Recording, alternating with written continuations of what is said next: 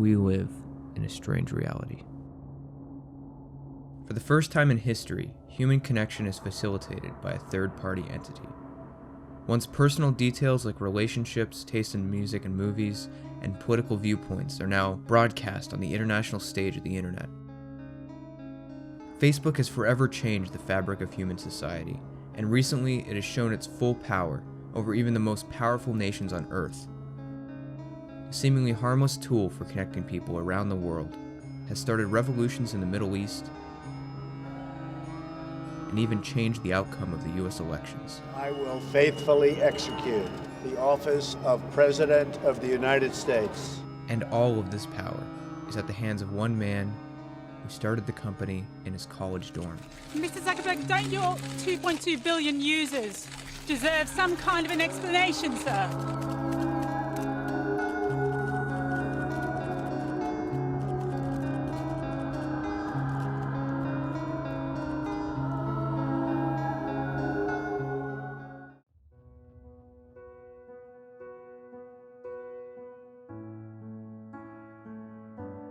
Mark Elliott Zuckerberg grew up in White Plains, New York.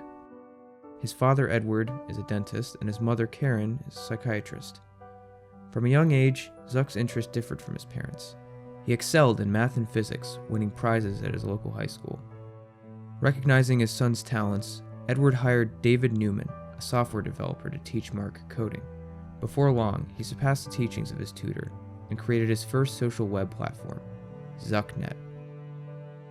Mark Zuckerberg later attended Harvard University, where he was so fluid in computer code that by the end of his sophomore year, he created two other softwares called CourseMatch and FaceMash. All of Mark's apps related back to one central idea of using computer programming to facilitate human connection.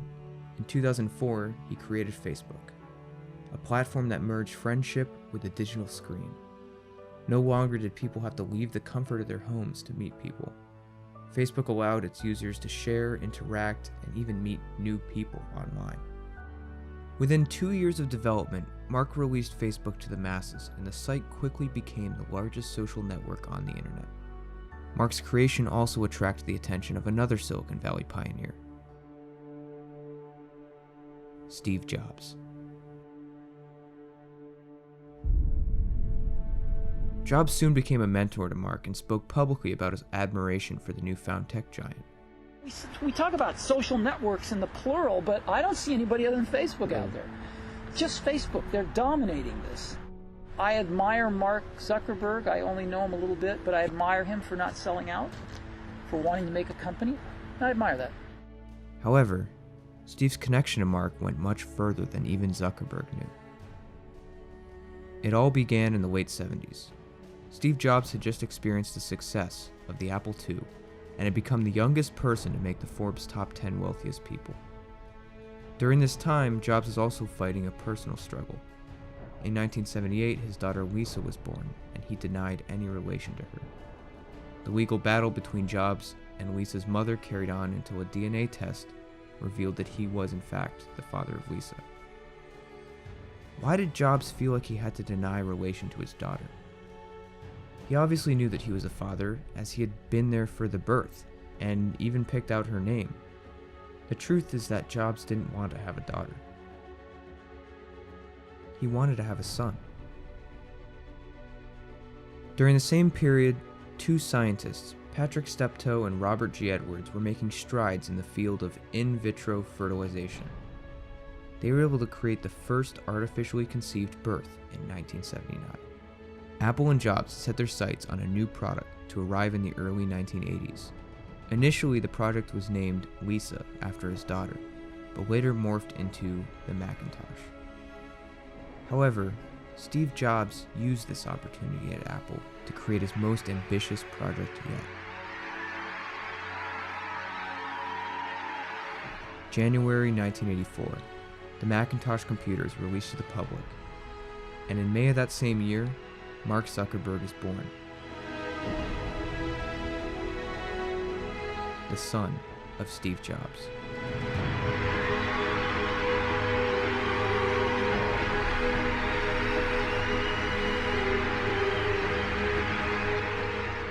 Using the engineering team from the Macintosh computer and the experiments of Steptoe and Edwards, Jobs was able to create the first human-computer hybrid. However, he did not do a good job in covering up his allocation of company resources, and the board forced Jobs to leave Apple in 1985, where he would continue the Z.U.C.C project at his newly purchased Woodside property, the Jackling House. What can I say? I hired the wrong guy. That was Scully? Yeah. And he destroyed everything I'd spent 10 years working for. In the years following his departure from Apple, Jobs missed the excitement of owning a business and became a recluse in his Woodside property. Without the team of engineers and scientists at his side, Jobs decided to abandon the Z.U.C.C project and use what he had learned to develop a new company, Next.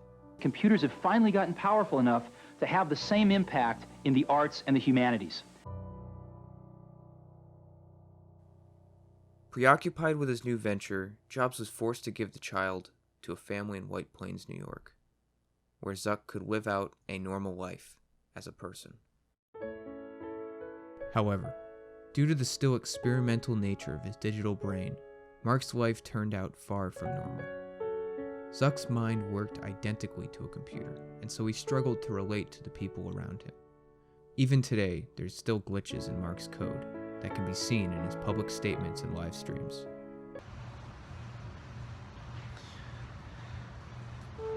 From all the evidence, one thing is very clear. Mark is not a person. Whether Mark Zuckerberg knew Steve Jobs was his father was unclear. Perhaps he was told by his parents at an early age. Perhaps Jobs told him later on in his life. The year's 2007. Facebook has risen from a college dorm experiment to a platform of 50 million users. However, Mark's early success did not satisfy him. He knew that Facebook needed to continue to grow, but there was one thing stopping him from doing that. MySpace was the dominant social media platform, beating out Facebook over twofold. To take down the $12 billion behemoth, Zuckerberg had to do something drastic, and so he went to his father for help. In the end of 2007, it was discovered that Apple had banned access to MySpace.com at all Apple Store locations. By 2008, Facebook surpassed MySpace in user count worldwide. Over the years where they worked together, Steve and Mark struggled with their opposing philosophies. Steve Jobs was business-minded and focused his energy on profiting from his genius. He thought that people must pay in order to have a superior and safer product. Mark, on the other hand, believed in a free service in order to ensure the largest possible user base. In 2010, one impending event brought the two visionaries to clash, and the outcome became deadly. The instability in the Middle East was growing, and the rebellion in Egypt, Syria, and Libya was using Facebook to organize. Jobs saw this as an event that could destroy the stability of the region for decades, and pushed Mark to terminate the Facebook pages. However, Mark Zuckerberg believed in the freedom of his users, and ignored the advice from his father. Jobs saw Mark's actions as foolish, and decided to take matters into his own hands. What would become the biggest mistake of Steve Jobs' life. So let me launch iTunes 10, again, the new icon right here. So I'm going to click ping right over here. And this is my feed. And so as an example, I'm following Jack Johnson. Jack posted some photos. I just click on one, and I can click through them like this. See any ones I want.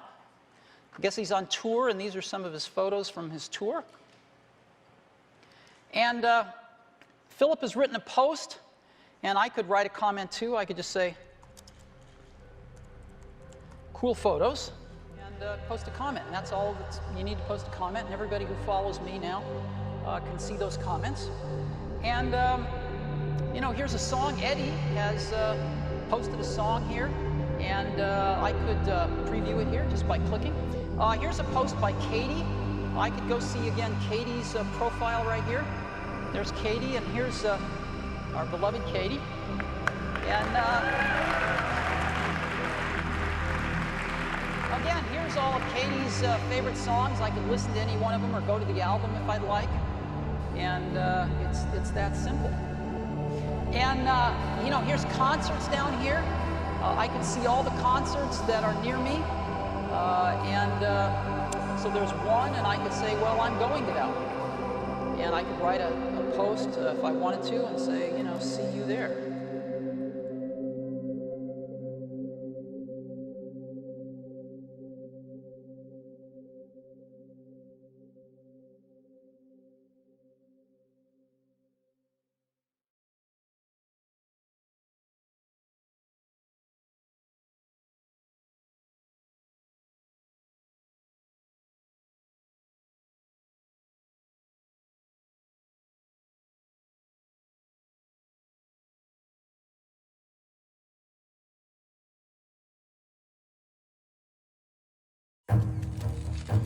There will be pressure on the Facebook boss from Senate committee members today to draw a line, to reveal whether there were other Cambridge Analyticas, to tell the whole truth of how many users might have been affected, and to describe, finally, how it was that they opened the door to Cambridge Analytica to access a tranche of personal data on such a massive scale.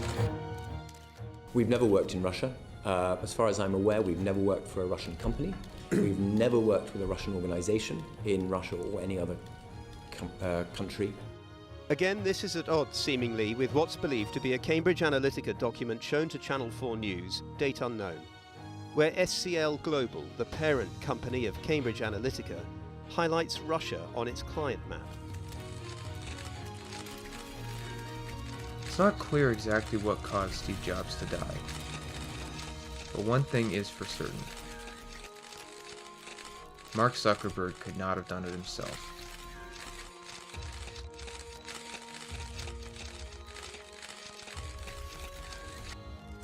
Mr. Zuckerberg, what is Facebook doing to prevent foreign actors from interfering in U.S. elections? One of my greatest regrets in running the company is that we were slow in identifying the Russian information operations in 2016. We expected them to do a number of more traditional cyber attacks, which we did identify and notify the campaigns that they were trying to hack into them, but we were slow at identifying the type of new information operation. So this is an arms race. I mean, they're going to keep on getting better at this, and we need to invest in keeping on getting better at this too. 2010 was not such a great year for Vladimir Putin. Economic downturn in Russia had caused his approval ratings to drop dramatically. After witnessing the revolutions of the Arab Spring organized through Facebook, he feared the platform could be used to topple his own regime, and so he reached out to Zuck to strike a deal.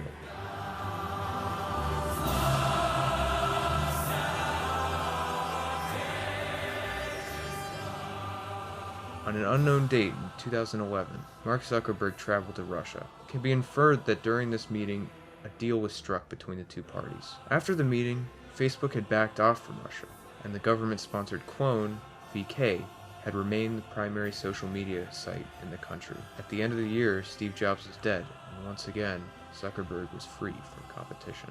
Facebook's influence doubled in the years following Ping. It eventually surpassed 1 billion active users, eclipsing 1/7 of the world population. Despite his wealth and power, one issue plagued the young tech giant. He still could not fit into society because he himself was not fully human. This is what Facebook Live is for, just hanging out while you're sitting in your backyard, waiting for your brisket and your ribs to finish smoking. Just as his father had done at Apple, Mark began devoting company resources to a new secret project. Through an anonymous contact at Facebook, we found out that Zuckerberg had constructed an underground laboratory, nicknamed the Z.U.C.C, the Zuckerberg Underground Control Center, where he experimented with social engineering. Using his data of social interactions of his users, he figured out how to become human himself.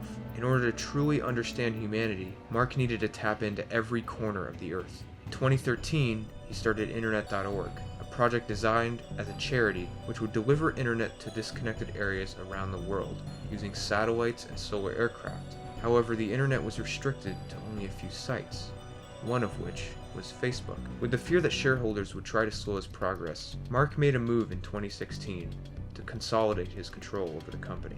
Mark Zuckerberg introduced non-voting stock to Facebook shareholders, allowing him a majority seat in the Facebook board with less than a 1% stake in the company.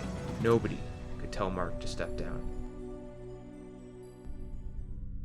We actually went down to the Zuckerberg Underground Control Center today. It was a terrifying experience. We were forced to walk through metal detectors. We were then forced to sign a form saying we were not to speak to anyone about what we saw. They took our phones and any other electronic device we had on us. We were brought into this large metal elevator and slowly lowered into the depths of the Z.U.C.C. Once we reached the bottom floor, we were brought into a giant server room. We had to fix a problem with one of the servers. We finished in a few hours and we head back to the surface. Right before we turned into the hallway that led to the elevator, a large metal door opened behind me, and there I saw Mark Zuckerberg in a large tank of water. The top of his skull was cut open and his brain was sticking out. Dozens of little colored wires were plugged into his brain and ran into multiple supercomputers that were lying around the room. I only caught a brief glimpse of it, but it is engraved into my mind. A horror I will truly never forget.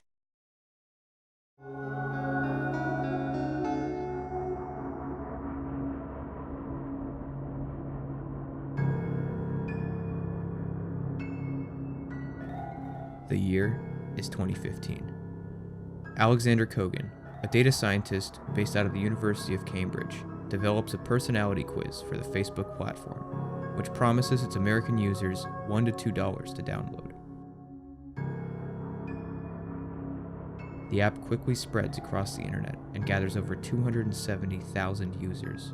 What these users don't know is that Kogan's app is not only gathering all of their personal information from Facebook, but also the information from their Facebook friends. In total, Kogan's quiz app is able to seize the data of over 50 million American users, a larger pool than any political polling agency. This data is then handed over to Cambridge Analytica, a data analysis firm headed by Alexander Nix and Steve Bannon. They credit themselves as being a global election management agency who use psychology and behavioral micro-targeting to predict the needs of voters. Your coworkers only see one side of you. Your friends only see one side of you. But a computer sees all kinds of sides of you.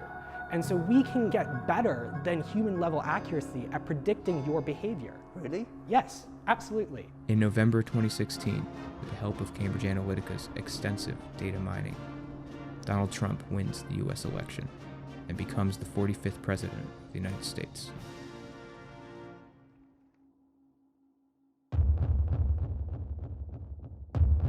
Two years later, the actions of Cambridge Analytica and the role of Facebook in the election are revealed by Channel 4 News. If you're collecting data on people and you're profiling them, that gives you more insight that you can use to know how to segment the population, to give them messaging about issues that they care about, and language and imagery that they're likely to engage with. And we use that in America, and we use that in Africa. That's what we do as a company. There's no good fighting an election campaign on the facts, because actually it's all about emotion. You didn't know that was a fear until you saw something that just evoked that reaction from you. Right. And our job is to drop the bucket further down the well than anybody else, to understand what are those really deep-seated underlying fears, concerns. This was the first time that the public understood the danger in surrendering so much information to the internet. Before Cambridge Analytica, Facebook successfully hid its data gathering behind complex algorithms and advertisements. It was clear that Cambridge Analytica was only a glimpse into the potential for exploitation within the platform of 2.2 billion users. And so Congress brought Mark Zuckerberg forth to testify on how he will fix the problem. We are conducting a full investigation of any apps that had access to a large amount of data, and if we find anything suspicious, we'll tell everyone affected. While Mark made it clear that his intention was never to influence US elections or disrupt Western democracy, one must wonder why Facebook gathers so much personal information from its users. After hearing about these atrocities committed by Mark Zuckerberg, our production team started to question the safety of releasing this information to the public. In the months following this conversation, we continued to follow the Z.U.C.C. story, but still could not complete it out of fear for our lives. until July of 2019. A new announcement by Elon Musk gave us hope that Zuck isn't as invincible as we thought. We can do a full brain-machine interface, meaning that we can ultimately, yeah, this is going to sound pretty weird, but achieve a sort of symbiosis with artificial intelligence. And I've said a lot about AI over the years, but I think even in a benign AI scenario, we will be left behind. And so, and hopefully it is a benign scenario, but I think with a high bandwidth brain-machine interface, I think we can actually go along for the ride. And we can effectively have the option of merging with AI.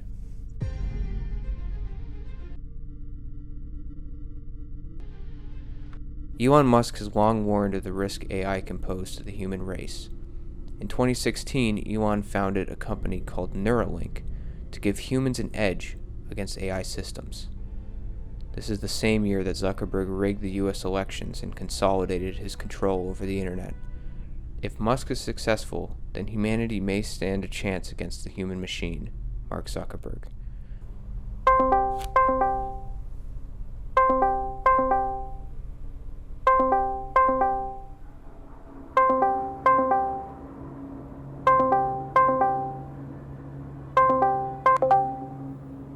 Do you see that email I sent you? Yeah, it's crazy. I don't know if we should be doing this.